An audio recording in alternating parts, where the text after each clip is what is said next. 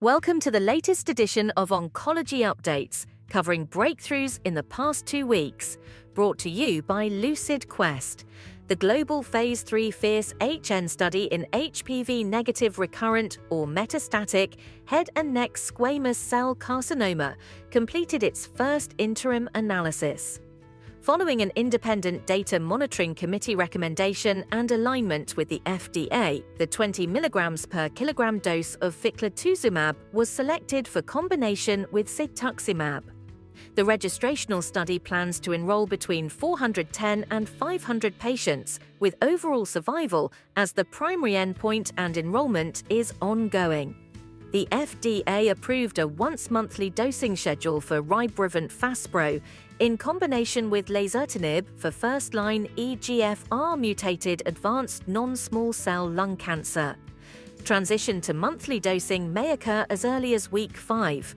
Clinical data demonstrated comparable outcomes and safety relative to the bi-weekly subcutaneous regimen, while the subcutaneous formulation reduces administration time from hours to minutes.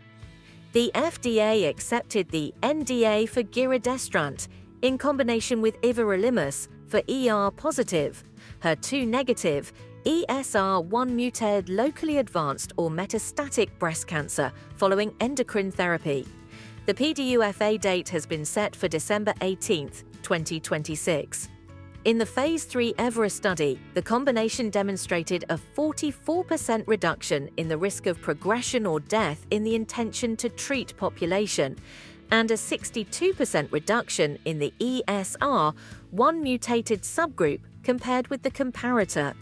The EMA validated a Type 2 variation application for ENHERTU as monotherapy in patients with residual invasive HER2-positive early breast cancer following neoadjuvant treatment. Data from DESTINY-Breast05 showed a 53% reduction in invasive disease recurrence or death compared with TDM1, signaling a potential shift in post-neoadjuvant treatment pending regulatory decision. The European Commission approved new every 3-week and every 4-week subcutaneous dosing regimens for RYBREVANT across previously approved indications in advanced EGFR-mutated non-small cell lung cancer. Results from the PALOMA studies showed comparable safety to intravenous dosing and fewer administration-related reactions. The FDA granted fast-track designation to SRN101, an AAV-based immunogene therapy platform for the treatment of recurrent high-grade glioma. The designation is intended to facilitate development and expedite review. The program recently received IND clearance, enabling initiation of a first-in-human clinical trial. Japan's Ministry of Health, Labour and Welfare granted Shonin marketing approval to AlphaDart for the treatment of unresectable locally advanced or locally recurrent head and neck cancer. This marks the first approval outside Israel. A 66-patient post-marketing surveillance study is planned across 5 Japanese centers. The FDA converted the accelerated approval of the BRAFTOVI combination to full approval for first-line treatment of BRAF V600E-mutant metastatic colorectal cancer based on Phase 3 breakwater data.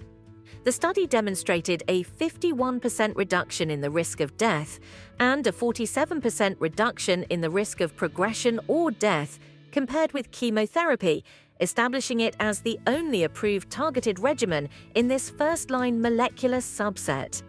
Stay ahead in oncology research. Like, share, and subscribe for our updates.